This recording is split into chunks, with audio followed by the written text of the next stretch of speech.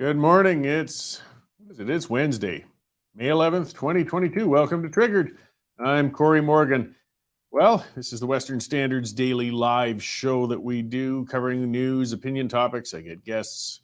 We run 11:30 a.m. until around 1 o'clock p.m. Mountain Standard Time every day. For anybody who's a new viewer joining us today, we're getting new ones all the time, and I really appreciate it. As I always like to remind people during the show, it is live and has its upsides and downsides. The upside is the interaction, the comments, being able to go back and forth, chatting with each other, sending comments my way. I won't always read them out necessarily, but I do see them all. Or even times like yesterday, I'll bark at you if I disagree with them. But it's all part of the fun. Just got to keep it somewhat civil.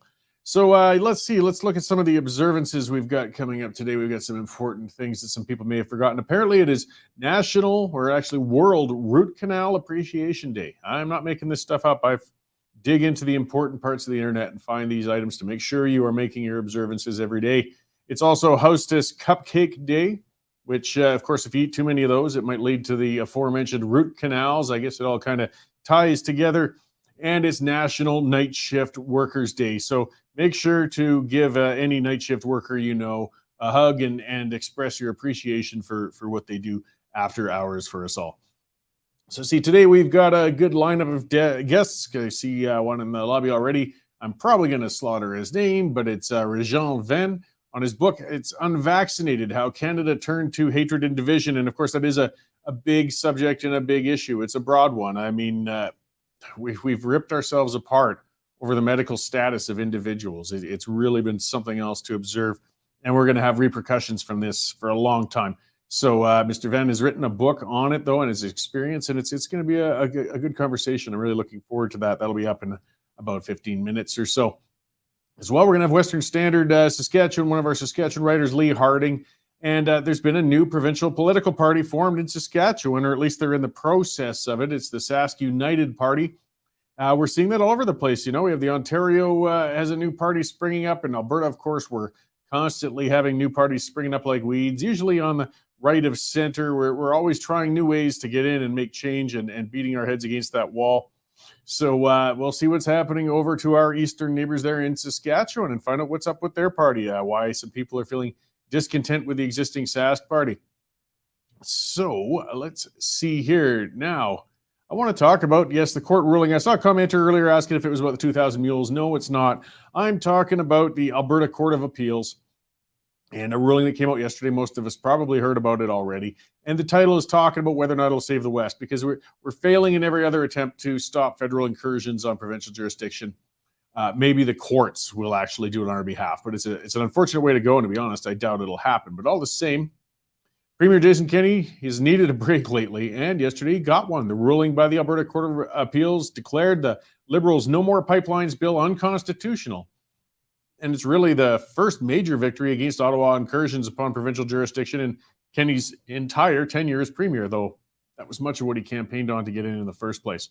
Now, with the cutoff for voting in the UCP leadership review landing today, the ruling won't make much difference in Kenney's political fate next week, but I'm sure he was relieved to at least be able to crow about a victory for a change this week as they start chewing their fingernails to find out how UCP members are going to vote next week. C-69, for those who aren't as familiar with it, as I've labeled it, the No More Pipelines bill, was imposed upon Canada back in 2019.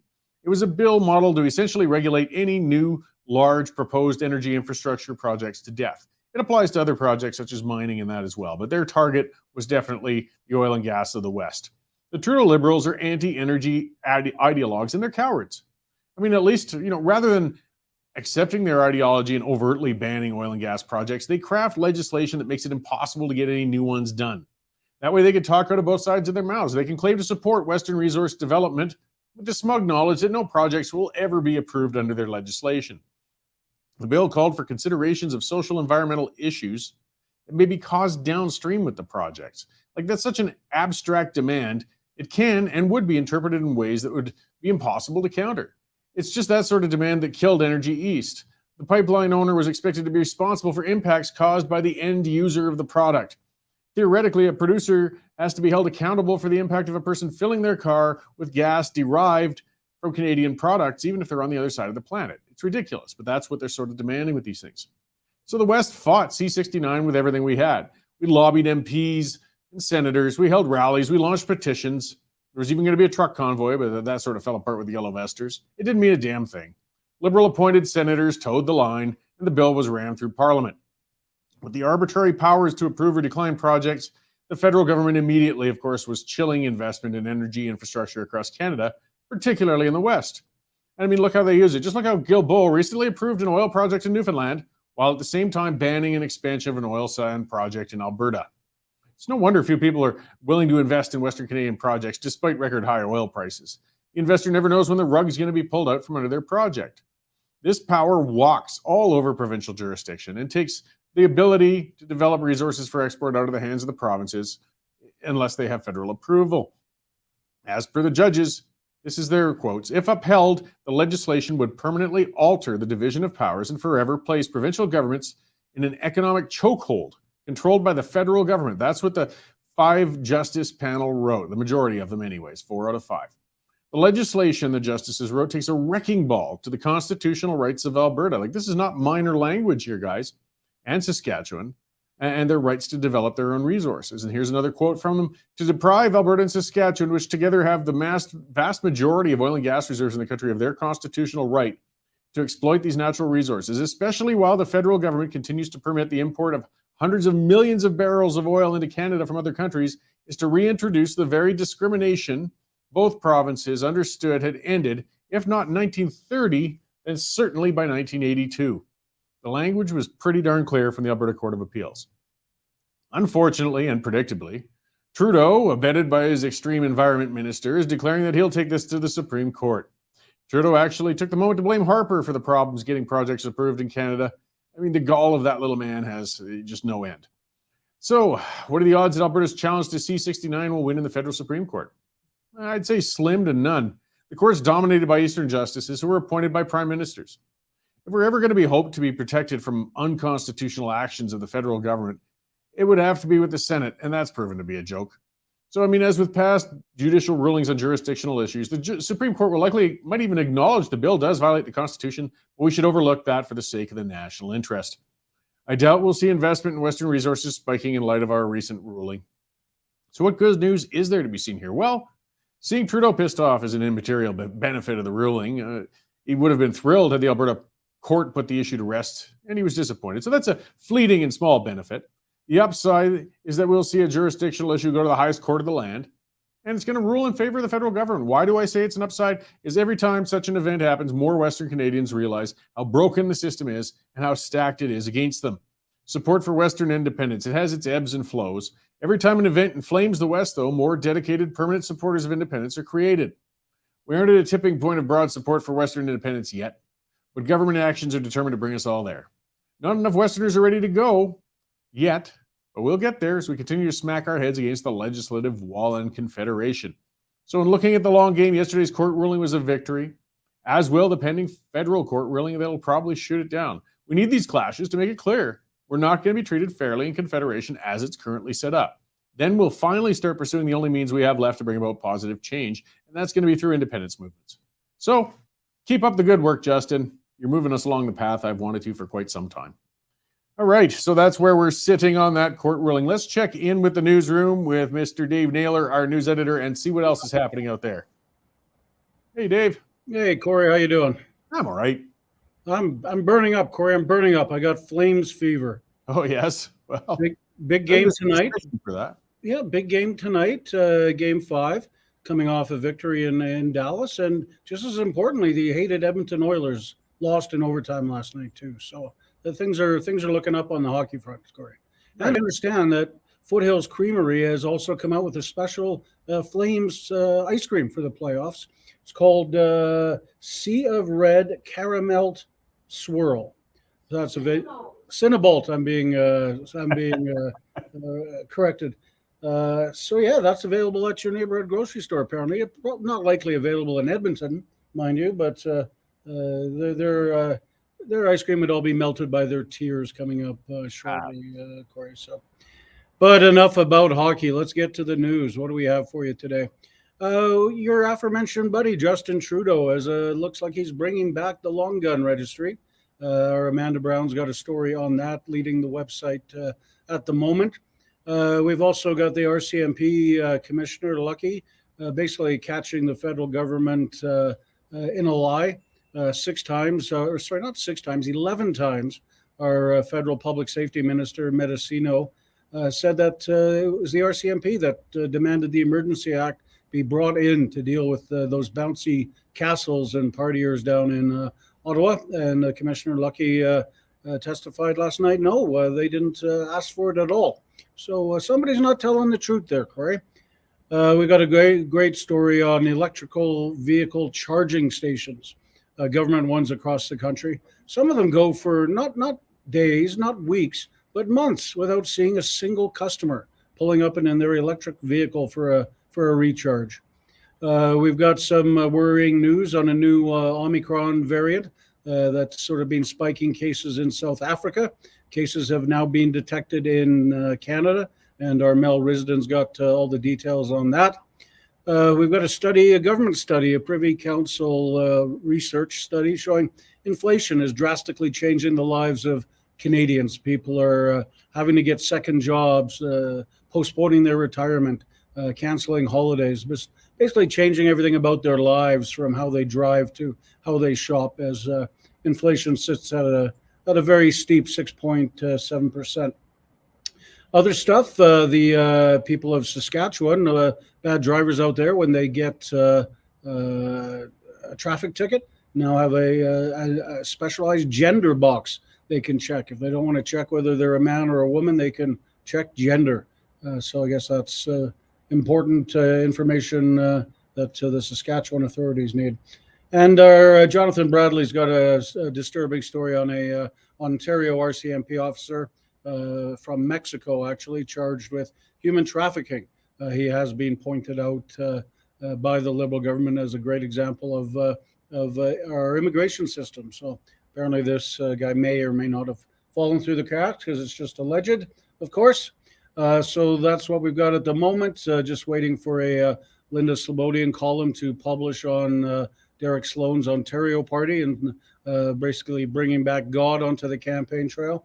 So we'll see how well that goes over. So that's lots of stuff up there and lots more stuff to come. And go Flames, go tonight. Right on. Well, thanks. I'll see if I can't find some of that ice cream on the way home tonight. That's kind of my kryptonite, actually, for dangerous foods is ice cream. I can't help myself with this stuff. But I got an excuse to grab some. It's showing my loyalty to the local team. Exactly. There you go. Great. All right. Thanks, Dave. We'll check in again with you. Well, I'll talk to you after the show. Yeah, and we'll see you on the pipeline tonight. Yes, of course. So that's our news editor, Dave Naylor, with, the rundown and news and stories from across the country as we are constantly expanding and things are breaking. As Linda Slobodian's got something coming out of that Ontario election. As I said, there's another Conservative party has sprouted up out there that's led by Mr. Sloan. We'll see if that has an impact. There's one thing we Conservatives like doing is splitting ourselves up into all different parties and pushing forward. We're just chronic malcontents that way. But I mean, we're not content to sit down and take things, without pushing back when we're pushed around as well. So just want to remind everybody, get on there and subscribe. That's how we can keep bringing this news to you. This is how we are sustaining these reporters and columnists and writers all across the country. If you haven't subscribed already, get on there and go to the westernstandard.news/membership. You might remember we used to have a much longer URL. It was Western Standard Online, actually, and now it's westernstandard.news. We've expanded, and I know there's been a few hiccups with the new website, but it sounds like just about everybody's gotten through, and we appreciate the patience. It's a growing pain, and that's a good pain. You get a little headaches when you get some change. So, because we'd outgrown our past system. That's the bottom line. And there's that coupon code triggered, by the way. If you use that code, put it in. When you take out a subscription, you get another $10 off. When we're talking about inflation, we're talking about costs, we're talking about having tight times these days. Hey, every dollar counts. For $99 a year, add another $10, take another $10 off that by using that coupon code triggered, and you get a great deal. You support us, you let us keep creating that content, and you get full, unfettered access to all of that news and breaking stories and columns. So thank you to all of you who have already subscribed, and if you haven't already, please do. Let's see, we got a few minutes till I get to my guest, and I will go into maybe one news item, and then we'll do a quick ad, and we will talk to Mr. Venne. So let's see. This shows again our dysfunctional country and the piss poor management of it. This was a news item. $1.5 million went out for pandemic bonuses to the Public Health Agency. So the Public Health Agency has been cited for pandemic mismanagement over and over, and they got 5-figure bonuses given to the executives last year. They literally reward incompetence in government. You know, with what we've gone through this last 2 years, this horrific management, as I'll be talking with my guest, the dividing of this country. And what do they get for that? They should be getting summons. No, they're getting bonuses, 5 figures, no less. You know, we're doing all right here with the subscribers and advertising, but I assure you, we're not getting any 5-figure bonuses around the newsroom here yet. But this is our government. This is brutal. I mean, so it's being questioned. The Conservative MP, Kelly McCauley from Edmonton West, asked for the records. He said, you know, they shut down an early warning pandemic system. They threw out PPE, personal protective equipment. Their president was hauled before the House of Commons for contempt. So what did they do? They gave 68 of them bonuses and 10 employees, the equivalent of $18,600 each. This is your tax dollars at work. These guys not only step on your individual rights, not only incompetently run your government, put your safety at risk, but they get a bonus to do so. How bad? How bad does it have to get to face any consequences in this country? This agency was created in 2004 for pandemic preparedness. And they've been fully funded. They got $675 million a year, and saying we're supposed to be ready. And still, they got caught apparently with their pants down as this pandemic hit, and they've just been scrambling with a shotgun approach on finding ways to step on people's rights and push them around. But aside from that, we seem to be as unprepared as anybody else, and for that, they've gotten bonuses. This world is really a mess, particularly in Canada. It's a nice, frustrating news item to bring up before I bring on the guest. So I will speak about something again. As I say, we earn our money around here, and we do it through memberships and sponsorships. And one of our great sponsors as well is bitcoinwell.com. They are a Canadian company. They're based out here. They've been a fantastic sponsor. If you're interested in digital currencies, if you're looking to dip your toe in those waters, these are the guys for you. Because, I mean, the main thing is trust. You know, you want to make sure your money is safe. You've worked hard for it. This is the way to at least get a reputable company to help you along on your way into digital currencies. They're publicly traded, they're established, they're based out here. You can have personalized one-on-one service. They'll sit down with you and talk about your investments, set up your wallet and things like that. And you always have control of your own money. That's a very important part. A lot of those services, unfortunately, it seems like somebody's always trying to rip you off. Somebody's trying to steal your money. If it's not the government, it's some scam artist. Well, Bitcoin Well is a good, established Canadian company. They're not out there to rip you off. They're out to earn their money like anybody else in an honest and upfront way. And hey, if you sit down and you look through the information on their site, or you have a consultation and it's not for you, so be it. The consultations are free. I mean, digital currencies aren't necessarily for everybody, but if you're looking, this is the way to go. This is a safe way to approach digital currencies, to get involved. Bitcoinwell.com. Check them out and take control of your money. Okay, well, let's move on to our guest. I see in the lobby there, he's written a book recently. He's written a couple of books, actually. Maybe I'll talk to him another time about the retirement one. That sounds interesting as well. But for now, we're going to go on about how he's written as an unvaccinated individual and how it has been dividing this country and turning Canada into a place of hatred and division. So some pretty heated subjects, but I think all of us can relate to it. So thank you very much for joining me today, Mr. Venne. Venne, okay. I had it right the first time, I think. Yeah. Hey, Cory, thanks for having me on. Oh, it's a pleasure. So, I mean, your title kind of says it all. It's Unvaccinated, How Canada Turned to Hatred and Division. And, you know, we've reported a lot on that. I mean, we've seen some very specific instances. I mean, Prime Minister Trudeau, a man in a position of responsibility who's speaking to the whole country, who's been demonizing Canadians as even racists and bigots for not being vaccinated. People have been told that they're putting their neighbors and friends and families at risk. It's just been horrific what's happened. And we're still dealing with that fallout now. So you've sort of documented that. Yeah, I mean, I started writing this book almost a year ago when I started seeing the vaccine rollout come out. And I was one of the people interested in getting a vaccine, and really excited about the news about the vaccine coming out. But as the rollout went on and it was offered to most of the population, it made a lot of sense for the older and immunocompromised population. But when it became my turn, my risk analysis told me that it might not be the best bet for me at that point. So I held off and I just observed, and what I observed really troubled me, and and things just got worse. I think everybody knows it became such a divisive issue last year. It was the focal point of one of the most important federal elections that should have been about the economy, should have been about so many other things. But instead, the entire focus of our country was about how we can get from an already very high vaccination rate, one of the highest vaccination rates in the world. We decided to divide our entire country so that we can gain a couple points in a very healthy already healthy population. So yeah, the whole idea of dividing the country just over that concept kind of very much troubled me and motivated me to write this book. Yeah, well, and I mean the consequences have been all over. I mean, whether it's people losing jobs, people losing ability to visit family, but the other part is the, as you said, the hatred and division. I mean, we've heard a lot of anecdotes of people that their families have been split up because they've turned against each other over vaccination status, and workplaces are divided. Friendships have been lost. When in human history have we had people have that sort of division based on a medical choice? Yeah, it's historical. I mean, it's unprecedented. I document in the book how we've done this type of things in the past. We've gone irrationally towards hatred many times throughout our history. And a lot of times it's just based on fear, and it's based on politicians taking advantage of wedge political issues, and this was one of them. And yeah, I think as the new year came about, I thought that come January we would sort of realize our mistakes and realize that we went the wrong way on this issue. But then we had a prime minister and a Liberal government that essentially just reinforced the division with the comments, like you said, calling all the unvaccinated people racist and misogynist, and also the blame.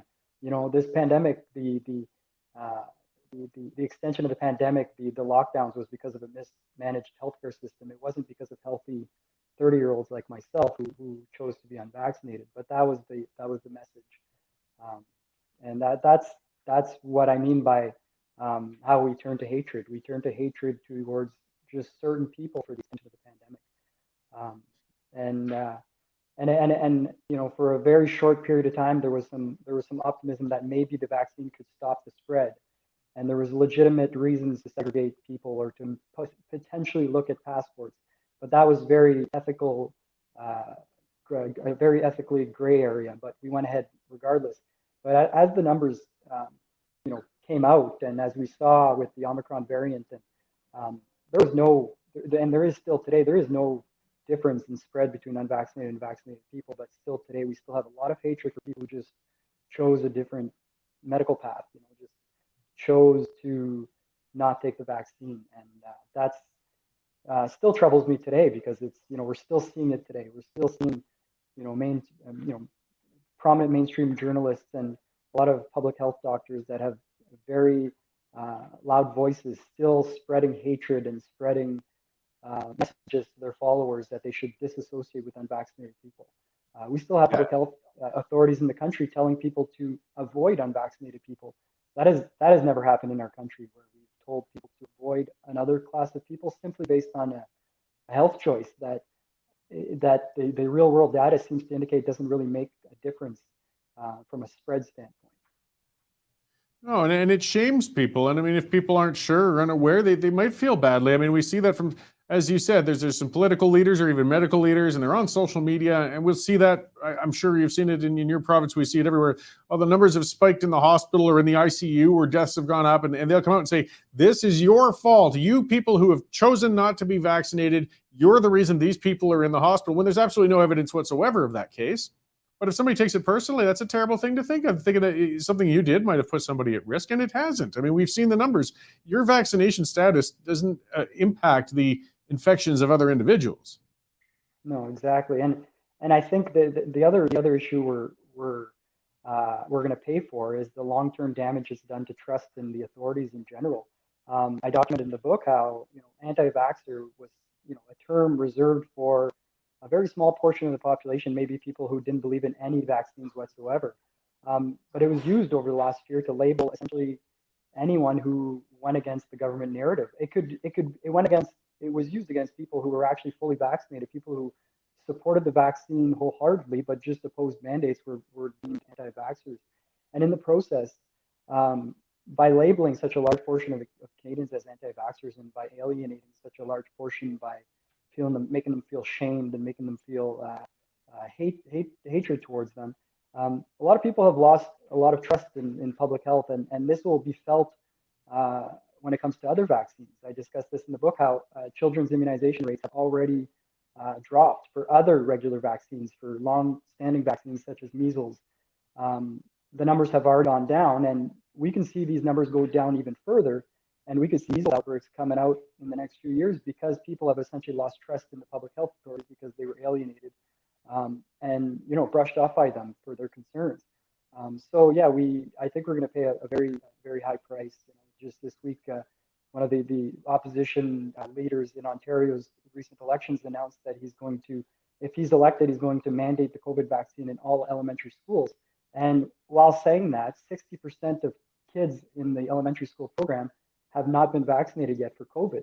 So what this potential premier of Ontario wants to do is force 60% of parents to either remove their children from the public school system or apply for a vaccine exemption. And in the process, if we have 60% of parents applying for vaccine exemptions, we may have 60% of parents exempting themselves from multiple vaccines. So again, we may see huge drops in just other vaccines as well, and just the overall trust in public health authorities. Well, yeah, and that's a terrible side effect. I mean, I know there's some individuals, I'm certain there's a few viewers that there have been people who have opposed the vaccination on every level all the time permanently. But I mean, for most people, most tend to agree, hey, mumps, rubella, whooping cough, tetanus, these were very beneficial vaccines. They've prevented a lot of grave illnesses among children.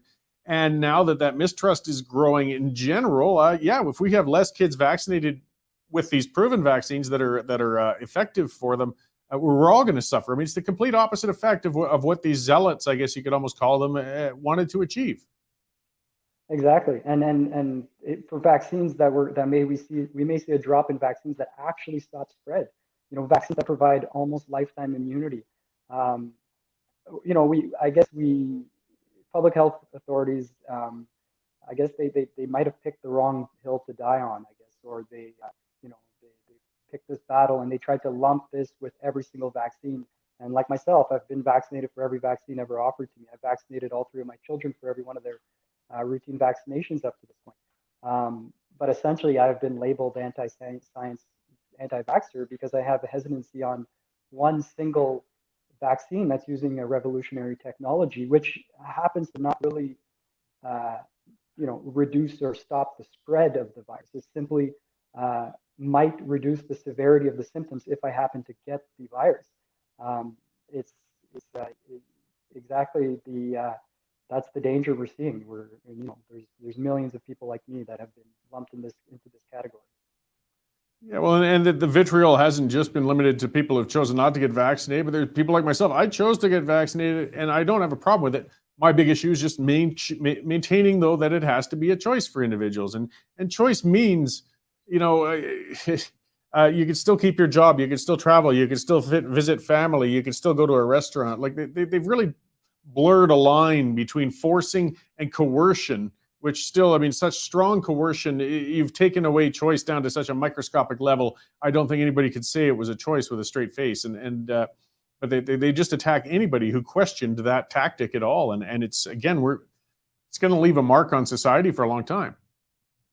Yeah, for sure. And even today, we're still seeing the effects. Most countries have removed most of their mandates, most of their rules, and our country's sticking to our federal travel mandates, which forbids people like me from leaving my country. There's plenty of countries that would accept me to go travel. I can go take a trip to Mexico right now, who has no rules right now. But my federal government won't allow me on a plane.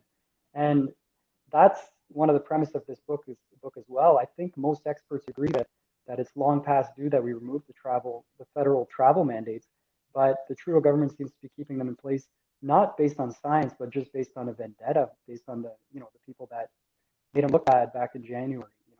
And not just back in January. We saw that back in September. They almost cost him the election.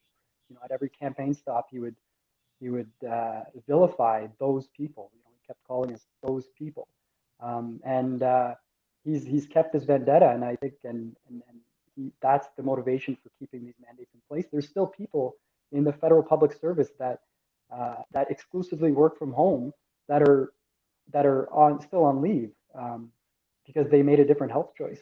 Like, if that doesn't bother people, that's another rule that's being kept in place when they have no scientific basis to it. If someone doesn't even have to go into the office, but is still being barred from having an income just based on the fact that they decided not to take this vaccine.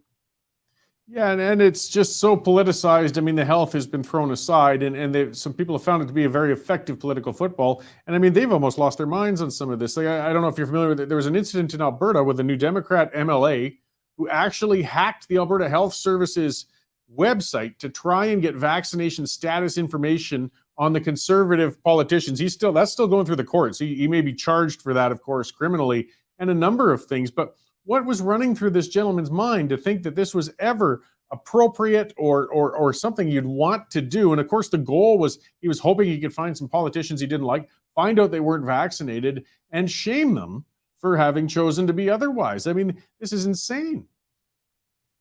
Yeah, it's there's plenty of examples like that. I document in the book how I prefaced this at the beginning, how we turned our societal norms upside down in so many aspects, where something even a few years ago, even 5 years ago, would have sounded preposterous to most public health officials, and today it seems completely normal. Even if there could be made a case that there is a slight reduction in spread between an unvaccinated or vaccinated person, we would have never succumbed to this type of hatred or division or this type of policies for a seasonal flu vaccine. We would have never even thought of doing this type of division. And here we are today, things that would have been completely forbidden or completely non-mainstream has become completely acceptable. Yeah, well, and there's the health costs, there's the economic costs. I mean, as much as they like to deny it, when Canada's got such a stringent vaccination policy going on, we still have it happening in provinces. We've got BC that fired a great number of healthcare workers and won't bring them back in, even though there's shortfalls in labor all over the place. We have a lot of private businesses with vaccine mandates. Again, it's having economic repercussions. This is costing us terribly, and again, offering no health benefit out of that. Yeah, exactly. I know a personal example of someone I know who's been let go from a medical setting, from a long-term care home who's constantly short-staffed, and they're letting people go, not just that aren't double vaccinated. They're letting people go that don't get a third shot now, and even then, the data is even grayer. There's not really, a strong case to be made that there's a difference in spread between 2 doses and 3 doses, even more so than between completely unvaccinated and fully vaccinated. But we're seeing huge shortages in the healthcare field, long-term care homes, and we're letting go qualified people, sending them home when we should be hiring everybody we can to work in these settings. And same thing with the issues we're seeing at the airports right now with the backups, because airports and airlines have let go of a lot of people, and now they're seeing these backups and issues in labor in these industries. And there's a perfect solution for all these problems. I mean, just stop the employment segregation. It's a no-brainer to me. Yeah, well, and then of course, and the other part that's a little more abstract, but it's important is the social cost. I mean, it's harder to measure, but we've really just ruptured our relationships with each other all over the place, workplace, family, things like that. I mean, that's part of what I appreciated in seeing with your book. You're writing from a firsthand account, like you're writing from the heart. You've felt this. This is causing stress and problems to personal individuals, and people need to hear that and understand it. Yeah, exactly. I mean, that's what I say in the book. We've had the unvaccinated people have had much harder a lot of them have had a much harder time than I have over the last year. A lot of people have lost their jobs. I've been lucky in that sense. I haven't lost my job. I haven't lost my source of income. But what's hurt me the most is the social cost. It's the constant stigmatization, the dehumanizing policies.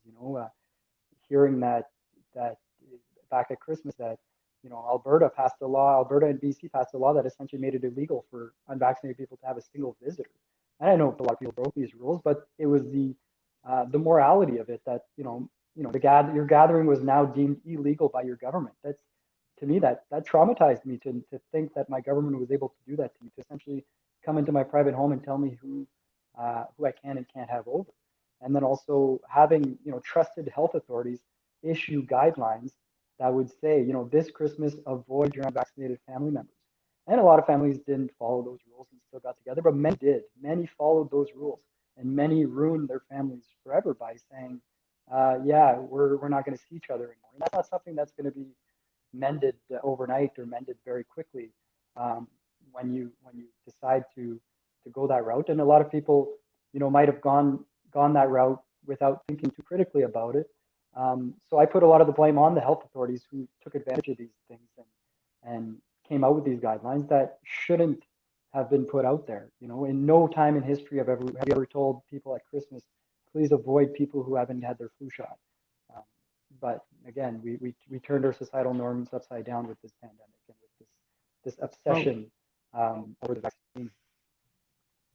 Yeah, and that's all we can hope for, I guess, is that we learn from it. I mean, it's already passed, but we still have things that we have to.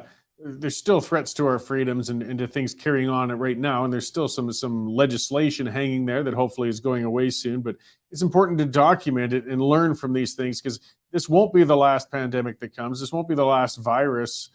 So that's why things like your book. I mean, maybe it's 10 years from now, maybe it's 20 years from now, but some people can read back and say, "This is what happened last time. It didn't work. It wasn't worth it.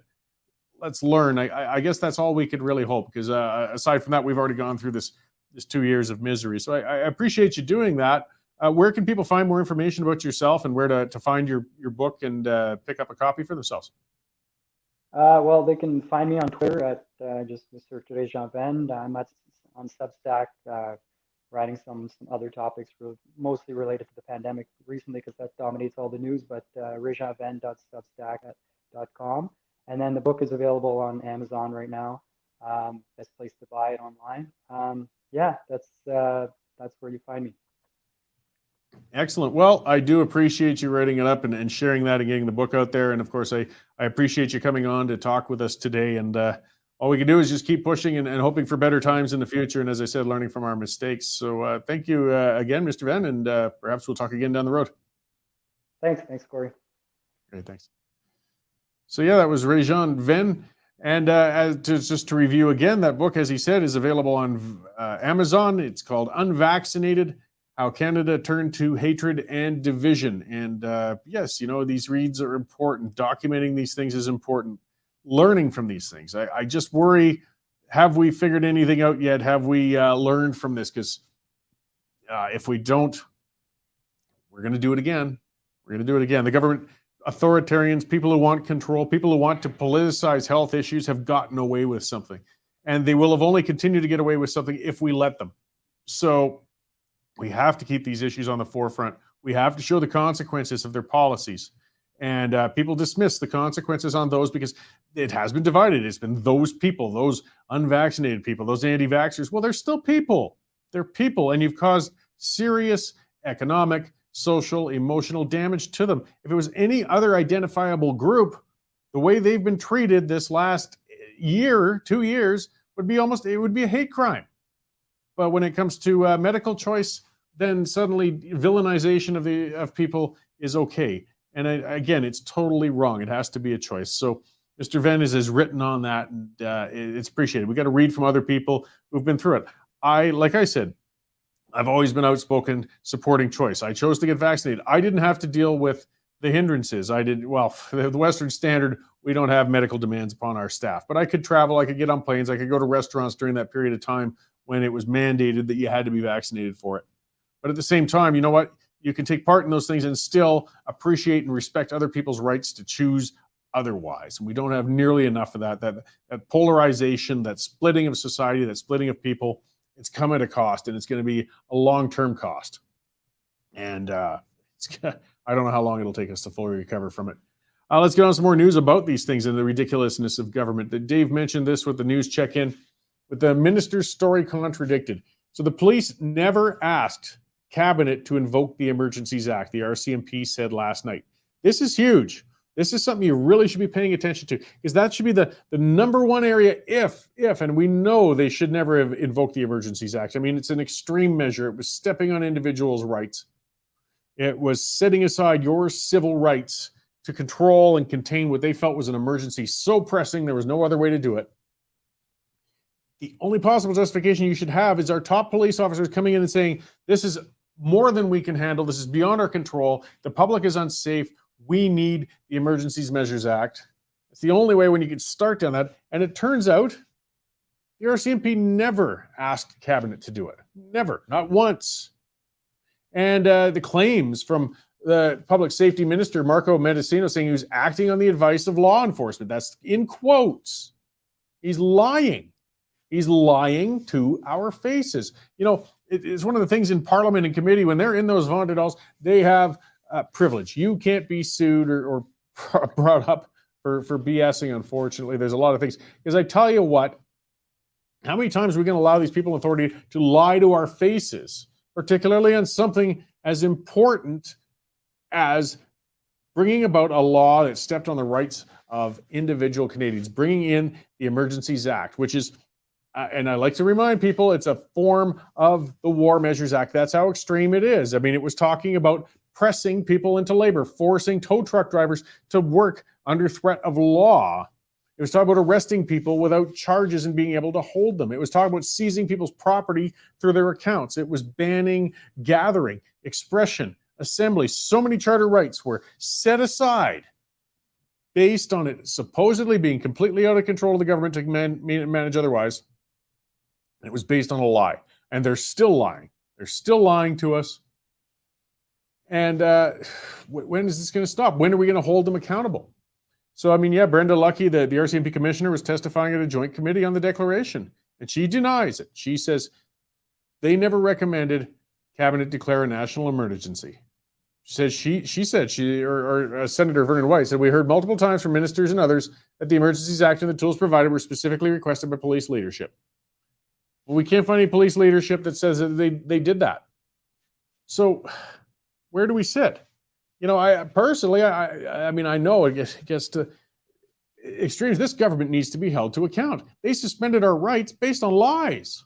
No wonder they repealed that, you know, within 48 hours of when they fully brought it in, after Justin got into bed with Jagmeet Singh to shove that through. This thing couldn't hold up to withstand Senate examinations. But we're following up on it now. This should be making a lot bigger news. You know, this should be making a lot bigger news. The police were given the powers to ban public assemblies, blacklist account holders, people suspected of sympathizing. 230 people were arrested under that act. Almost $8 million in bank accounts were frozen. Other people's money, it was stolen, is the way I put it. Even if it's given back later, it's not yours to take. And that public safety minister stated, as Dave said, 11 times he's on the record of saying that they were acting on police advice, and he was lying. He lied to our faces. He lied to committee. He lied in the House 11 times. And the police have called him out on it. Are we hearing much? No. We're not hearing from our state broadcaster, the CBC. They're writing about how, and that's quite a bizarre story, a big long column on how perhaps it's inappropriate for anybody to buy art from somebody who was of another race. Yes, that's really where they're going with things. It's important that if we bought Indigenous art and you're not Indigenous, you might not be entitled to do that, and you shouldn't do it. This is going to be hard, actually, on Indigenous artists to come up with some fantastic stuff out there. Or they're talking about Black artists, and a number of artists saying, no, it's cultural theft if we have Black people owning their art. It's ridiculous, but that's where the CBC is. We've got cabinet ministers stepping on the rights of Canadians based on lies, and the CBC is reporting on that. CTV, Global, the rest of those ones that are taking in federal tax dollars, taking in your tax dollars to keep themselves going. Of course, they're not talking about this. Why? They don't want to shake up the government boat. That's where their money's coming in from. They aren't going to make that a top story. Why is this not a giant headline? Cabinet ministers lied to Canadians 11 times to invoke an act that was going to suppress their individual rights. That should be headlines for a week. We're barely hearing a peep about it. So again, I want to remind you guys, that's why you got to subscribe to the Western Standard. For one, we will report on these things, and we do not take tax dollars. So we don't turn into the nutless cowards that the legacy media have morphed into. I mean, there's still some good people in the legacy media, but they're neutered. They've neutered themselves because, hey, if they shake the government chain too much, they're not going to get the lucre. They're not going to get the bailouts. They're not going to get the subsidies. We don't take them. We rely on your subscriptions and our sponsors. And I'm going to speak to another one then, and that is the Canadian Shooting Sports Association, the CSSA. These guys stand up for your rights, and they've been a fantastic sponsor for us for quite some time now. And yes, they have a bunch of resources. Their name says what they're about. You know, they're an association for people who are interested in shooting sports, firearms, whether you're a target shooter or a hunter, a collector, any of those things, trap shooting. It's your business. You know, as long as you're not harming people, it's totally your business. And you need resources with an important hobby or lifestyle choice, whatever you want to call it. It's good to network with other individuals. It's good to see videos on safe firearm use, other areas where you can use your firearms, check into things. As you can see, Ladies' Day at the range, stuff like that, trade shows where those are going to be happening. It's all there. They provide all those resources at the Canadian Shooting Sports Association. They also keep you up to date on news and items that are going on when it comes to firearm issues in general. So, you know, and they are lobbying on your behalf. Because again, we got the Liberals coming after your stuff. It sounds like a story is breaking. Dave was talking about that. Somebody emailed me about that recently. That it looks like the Liberals are trying another backdoor way to get into a long gun registry. They just won't give up. And they're going to steal your firearms, guys. They keep using orders in council to recategorize them and take them away from you. And I call it theft because it is. Oh, we'll compensate. It doesn't matter. If you take somebody's property away from them without their permission, it's theft. It doesn't matter if you give them money for it afterwards. So my firearms aren't for sale. So go away. And they're never taking them from me.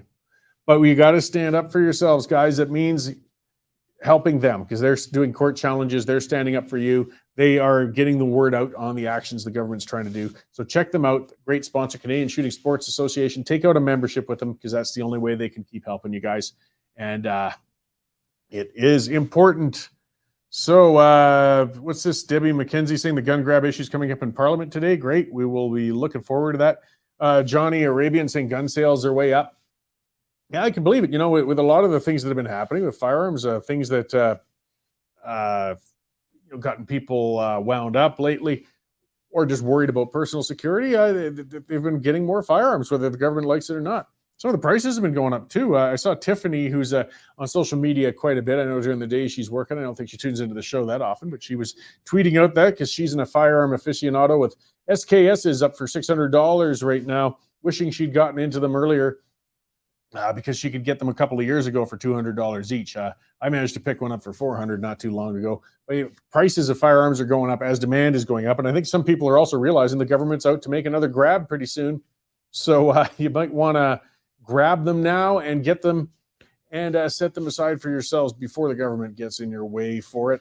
And if they recategorize things, I don't know. I've heard a lot of people just, oh, darn, the gun fell out of the boat and sunk to the bottom of the lake. I'll report it as such, or it got stolen or whatever happens. But either way, your right and ability to have firearms is always under threat, particularly when there's a Liberal government in.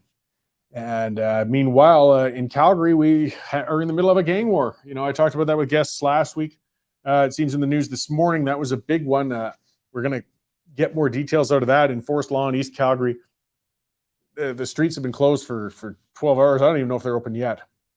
There was a shootout on 17th Avenue and 36th Street. At least one person dead, one person in hospital, one running away with a gun, multiple vehicles. Yes, a classic gangland shooting. I'll bet you, here's where I'm going to go on a limb. I'll bet you if and when they ever catch all the perpetrators and find out what's going on, that not a single one of the firearms were owned by legal firearm owners, nor were they purchased legally in the first place. They will have been smuggled firearms, brought in, or stolen. But what does the government crack down on? The law-abiding firearm owners. And that's not stopping, of course, any of these issues whatsoever. That's not helping a bit. So that's where we're at. And yeah, it's a mess. So let's see what else we got here. Inflation, we're always talking about that. That's another story. Cost hammers households. Inflation's forcing Canadians to take on second jobs, postponing retirement, canceling vacations. This is research in the Privy Council office. So the federal government, they know it. They know what they're doing to us. But what are they doing? Well, they're shutting down our industries. They're cracking down on the energy sector. C69, Trudeau wants to fight and make sure that we still remain unviable as a place to invest in. Like, if you want to help the economy, you can't borrow yourself to prosperity. I think it was Churchill who said it. It was something like trying to borrow yourself to prosperity or tax yourself there is akin to standing in a bucket and trying to lift yourself up by the handle. I'm probably slaughtering that quote, but you get the principle of it, right? It doesn't work.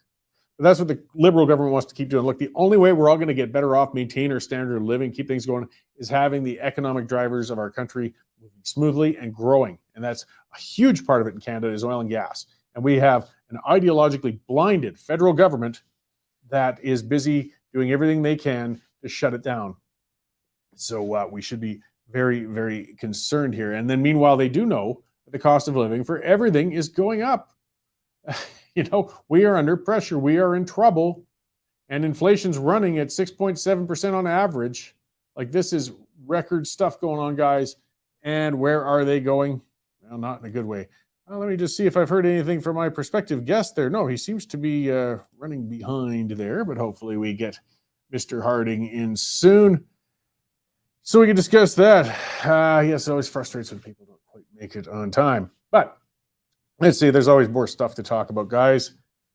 Slavica, Cory, when are you going to stop complaining about the government? When are you going to amend our constitution to take charge? Well, Slavica, I know you've got that petition thing in mind, and go to town with it. You can't petition your way to constitutional change, but I wish you all the best in trying. I'm not going to stop complaining about the government because it's actually my job. I am an opinion columnist, and I do write about things that I feel the government is doing wrong. I do write about a lot of solutions and talk about them as well. On the show, we just differ on what the solutions might be. So I appreciate efforts on every direction and what people are trying to do and where they're moving. I don't see a path to constitutional amendment until a province is either right on the complete brink of secession or one has actually gone. We do have the mechanism. It's in the Clarity Act. It can be done through invoking a clear referendum in a province. It has to be a province on the question of secession, and then the act does obligate the government to negotiate that province's exit in good faith. But in the meantime, I can report on the issues, and I'll continue to. And and again, if your means, Slavica, of petitioning our way into constitutional change works, then power to you. Great. I look forward to it working, but the mechanism is questionable there.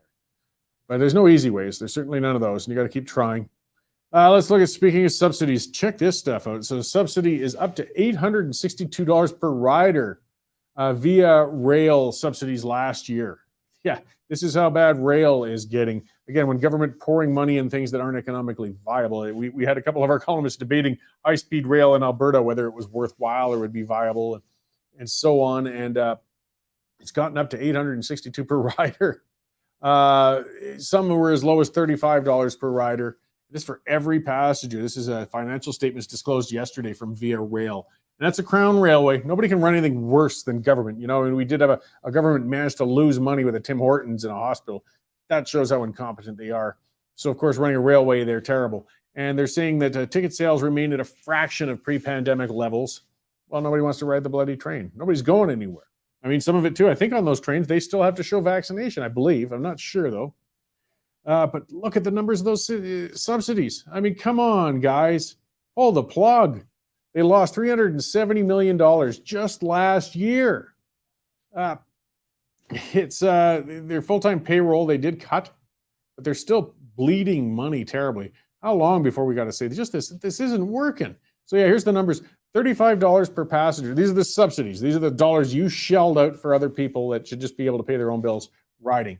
So the busiest route between Toronto, Ottawa, and Montreal, $35 a passenger you subsidize them for. From Toronto to Niagara Falls, $97 a passenger. Well, here we go. We get into the west. Fair enough. The Jasper to Prince Rupert route, which is really cool. I mean, that's some mountain riding and things like that. $515 a passenger, though we're subsidizing it by. Or the ocean route from Halifax to Montreal, that's $535 there. It's $515 on the Jasper one. $600 for transcontinental from Toronto to Vancouver. Come on, and it just keeps going on and on and on. $862 from Winnipeg to Churchill, Manitoba. And it's still not cheap to even get on these things. This is just, where you get subsidized on top of that. And what does the government say? Well, they're saying they're not going to do anything about it. So, this is Al Gabra, or whatever his name was there, that transportation minister, that little weird-looking fella. He's saying our government's not privatizing VIA. We're investing in VIA to increase public transportation. It doesn't matter if we don't want to bloody ride it, you guys. It's throwing good money after bad. These subsidies aren't bringing people on. It's too expensive. It's unviable. Pull the pin. But guess what? It's mostly a Central Canadian corporation company, so it's not going anywhere. You're going to have to keep paying for it. This is what happens here in, Calgary. I've been ranting about that. That was big yesterday. It's been a lot of ongoing discussion on social media, and it's big in Edmonton. It's everywhere. But I was talking about, the light rail transit system here in Calgary. The crime is just out of control. It's nuts. And we got city councilors saying, quit shaming the criminals. Oh, piss off. We got a problem. In Calgary, only 54% of people returned to the train since the pandemic has basically ended. Everybody's coming back to work, but barely over half are still using that train because it's so dangerous. It's so filthy. It's so scary. And we're pouring loads of money into that. And one of the areas that somebody's proposing is, why don't we actually start making sure people pay for their tickets? Here's an idea. Maybe the troublemakers aren't the ones who pay for their tickets. Oh, that guy's being shamed. He's being attacked. This is the lunacy of progressives. We would rather run empty trains full of criminals and crackheads and watch the stabbings build up and watch all this happen than charge people for their bloody tickets. There could be some room for improvement on a lot of levels, but they won't even entertain the discussion. They just want to keep pouring more money at it. It's not working. It's not working.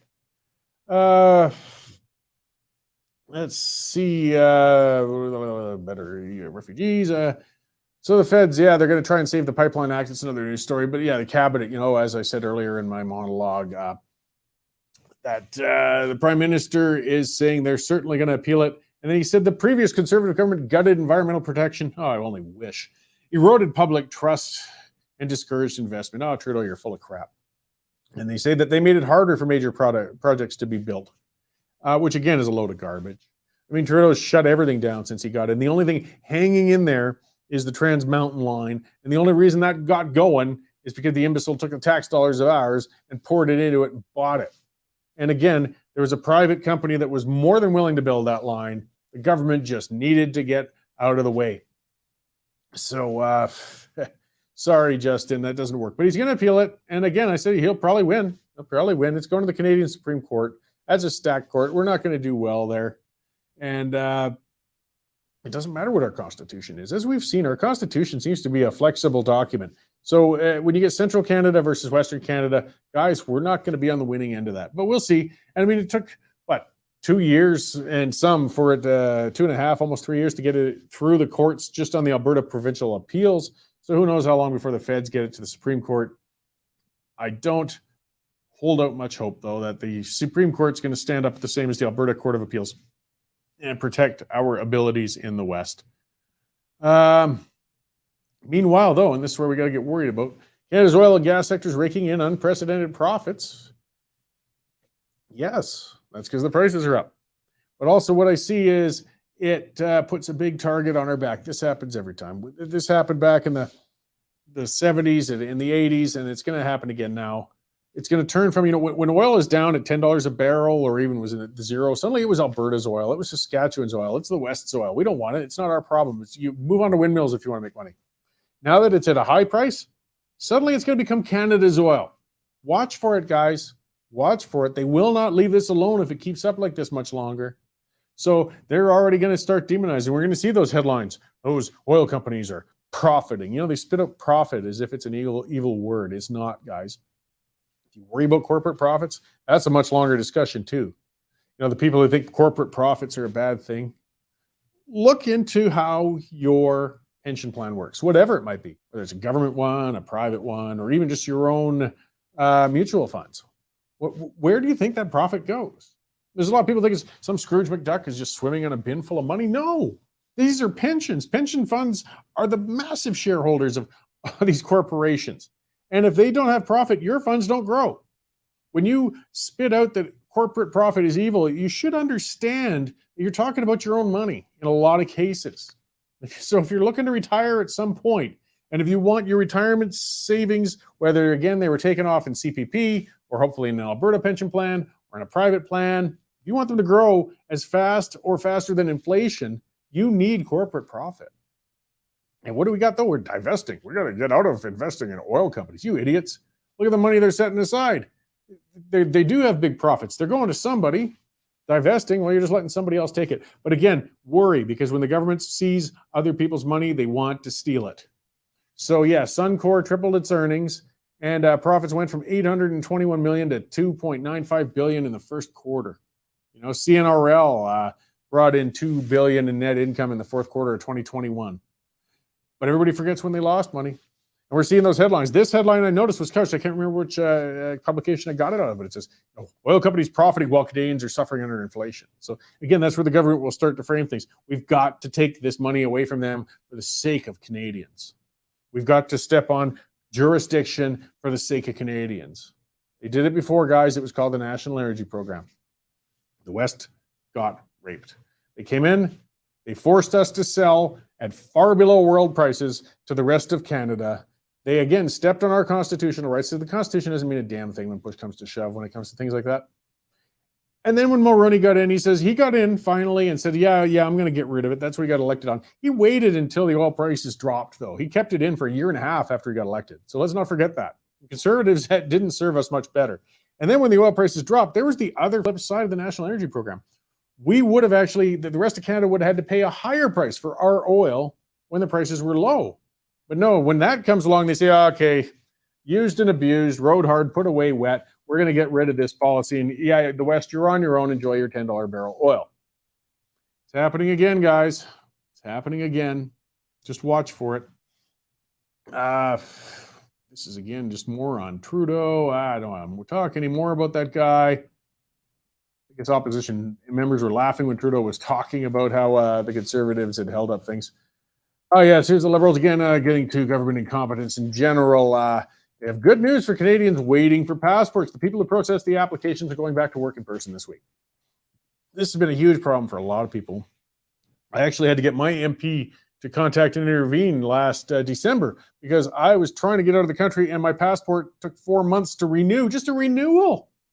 I got lost in processing. Yeah, whatever, you idiots. And this is happening to tens of thousands of Canadians. It's all backed up with these bureaucrats, these civil servants. It's too difficult for them to figure out how to get back to work. Get to work. Why are they waiting this long? But yes, the Liberals have finally determined over a debate in the House of Commons that, yeah, we're going to actually get people back to work. Maybe that'll work on improving the service. Good thinking, guys. I'm glad you came up with that. Man, I mean, why were they still gone? You know, everybody else has been getting back to work for months now. But welcome to the civil service. I'm sure they'll get bonuses for their work there as well. So yes, and then of course there's the usual talk, from the Minister for Families and so on, saying, I understand the frustration. Oh, BS. You guys bounce around flying all over the country, all over the world, wherever you like. You go to these conferences, you go to photo opportunities. You never have problems with this. When you want to renew a passport, you get it done immediately. You can't sympathize. You have no clue. What else have we got going on here?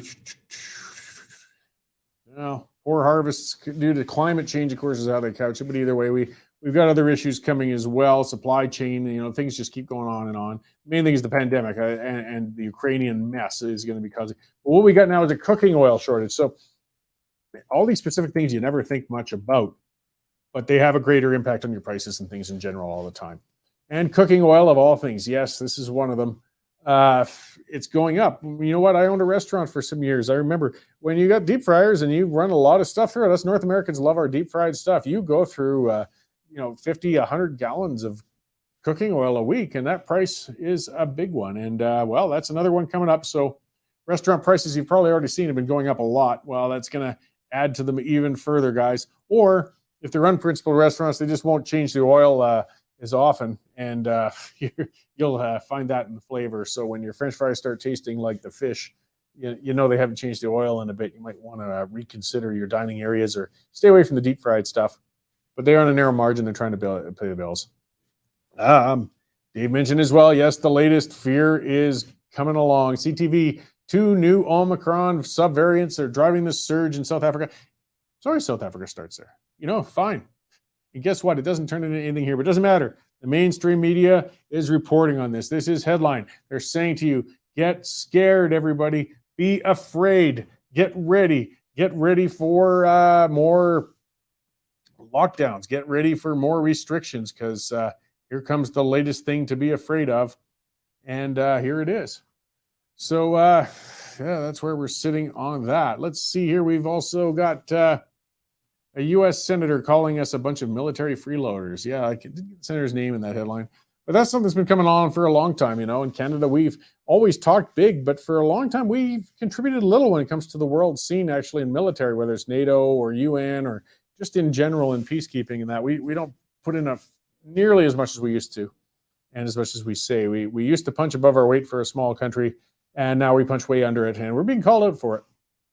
It's hard not to. It's a bigger, wider debate as to whether or not we should expand any military spending or not. But as it's standing right now, we're not winning the world's respect on things in general. I'm just looking at a quick email here. Okay, just somebody saying they haven't found the show today. I'll look into that.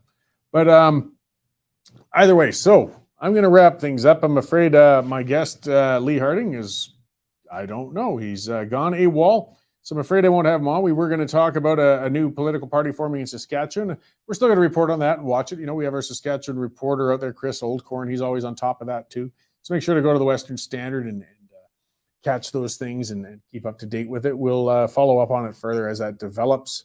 And tomorrow I'm going to have Kalea Carrington on. She's going to talk about blockchain developments and things such as that. We're going to do something a little different. Our intrepid reporter, Mel Risden, and she's always putting out a lot of great stories and digging into things, and she does a lot of great digital video specials all the time too and things like that.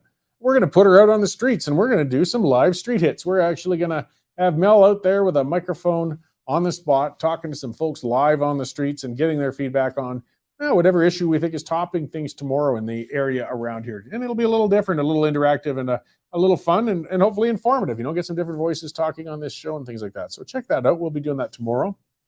And yeah, so thank you all for who have tuned in today, guys. I appreciate it. And I look forward to seeing you all tomorrow at 11:30 a.m. Oh, and a reminder, the pipeline will be on tonight, and that's where Dave, Derek, and I will all get together and babble about political policies then too. So till then, guys, I'll see you tomorrow.